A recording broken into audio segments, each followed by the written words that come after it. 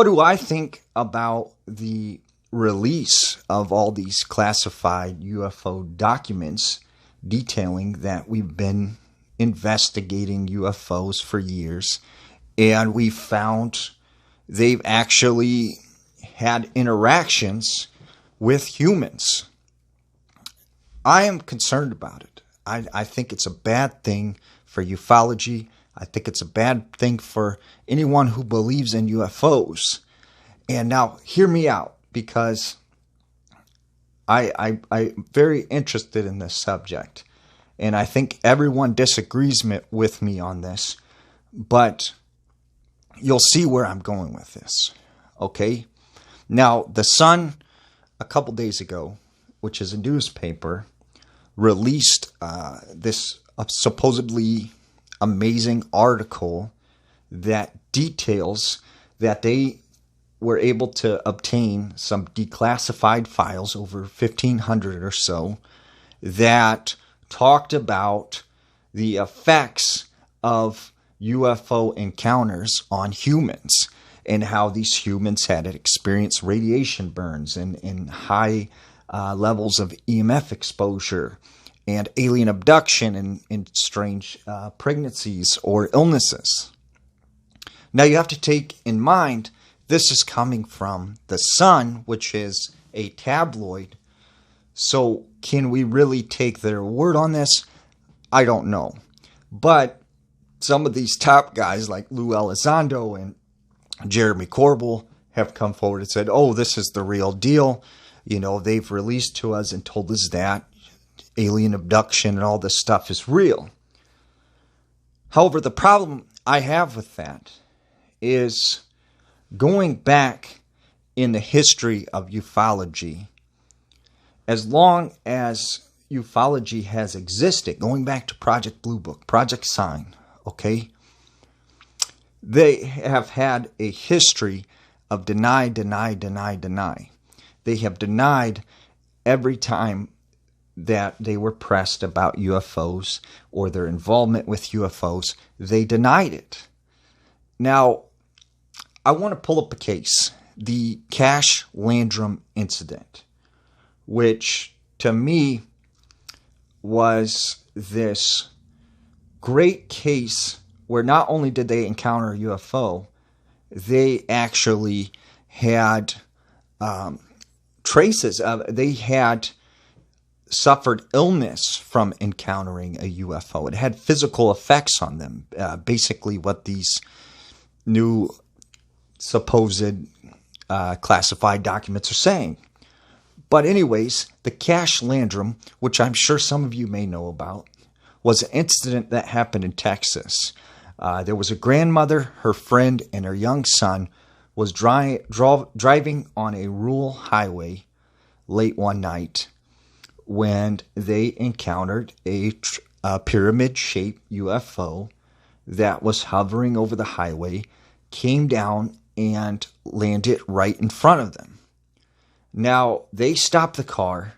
They were terrified for the young boy, so they hid him underneath the driver's side part of the car, and the two ladies went up and approached this triangular-shaped, pyramid-shaped UFO. And then this pyramid-shaped UFO took off into the sky, and that's when they witnessed what appeared to be military helicopters following this unidentified object in the sky. So that night, they went home and they began to feel really ill. And for the next several weeks, they experienced a strange illness that made them very sick. And when they had went to the doctors finally, the doctor said that they felt they had been exposed to high levels of radiation and that this was some sort of radiation poisoning. So they believed, because they had seen these military helicopters, that maybe the military was somehow involved with this object, this craft that they had seen. So they go to the military and they explain to them what happened, and they were looking for sort of answers and perhaps for them to cover their medical bills, their expenses, because they had experienced something physically.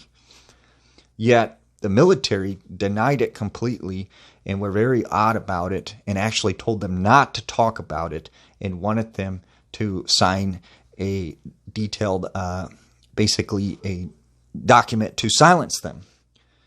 And they've tried for years and years and years to pursue legal action, but nothing has come of it. And it's just for a long time they just denied it, and they still to this day haven't really admitted it.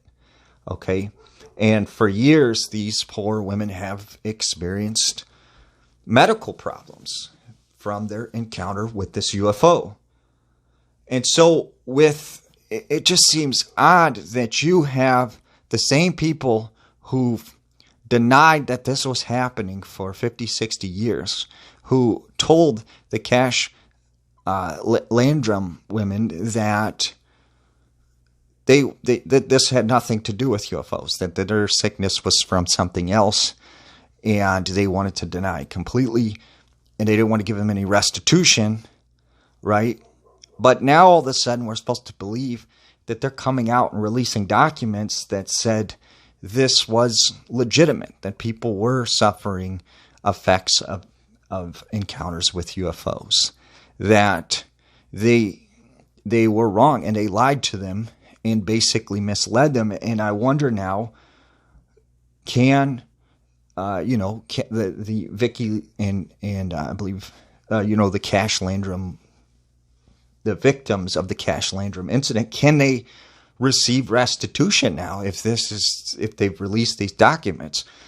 Because that's admitting to the fact that they were looking into this, they were researching this and figuring this out when they denied it to them, and have been denying it to other people who've had physical encounters with these UFOs.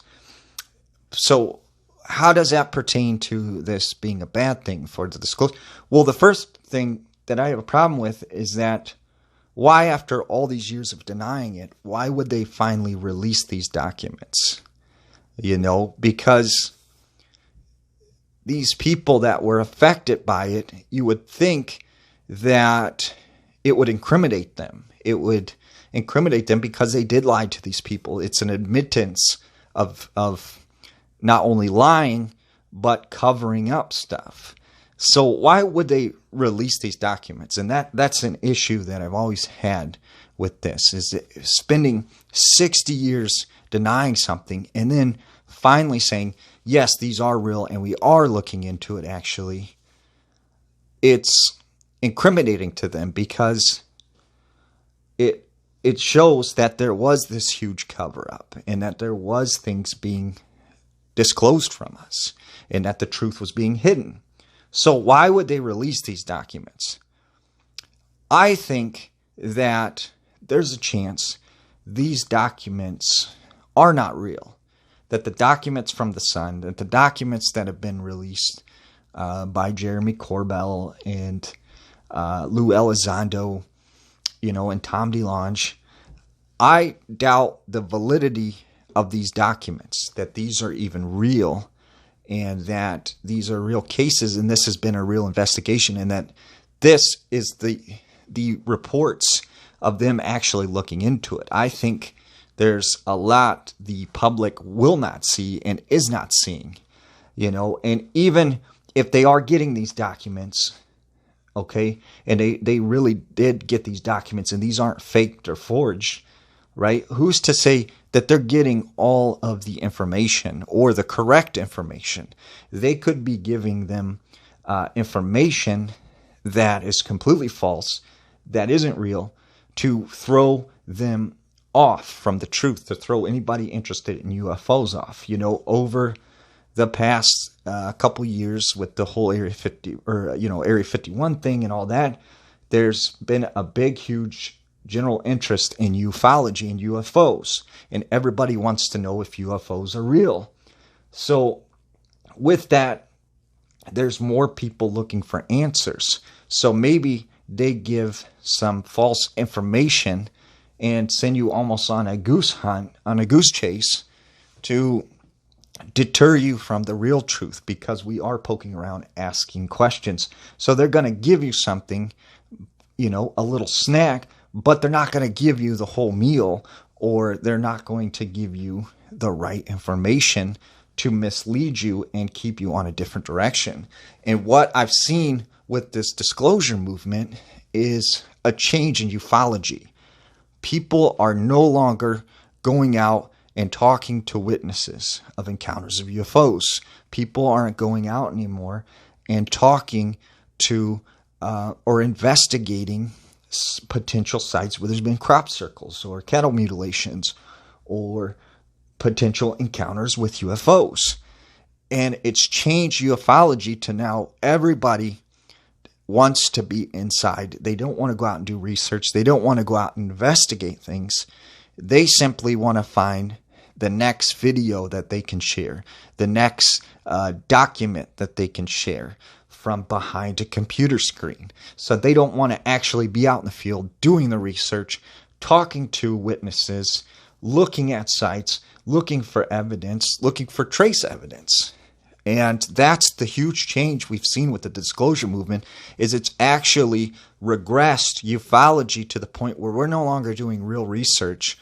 We're no longer going out there and investigating these cases. It's all about being the first one to release a new UFO video or find a new UFO document and be the first to release it. And that's the problem I have with this whole disclosure movement, and how it's changed ufology, and how I feel a lot of UFO information evidence is going to go missed because people are too focused now on trying to be the first one to release a video or a document pertaining to ufology that was given to them and was handpicked, that may not be authentic, may not be legitimate. So I think that we have to be weary of these people that are coming saying, let's change ufology now, and trying to get us not to be out in the field, not to be out there doing research. And that's just my take on it. And I'm sure everyone differs. I'm not trying to persuade you into my view of this, but I feel the disclosure movement has been very bad for ufology.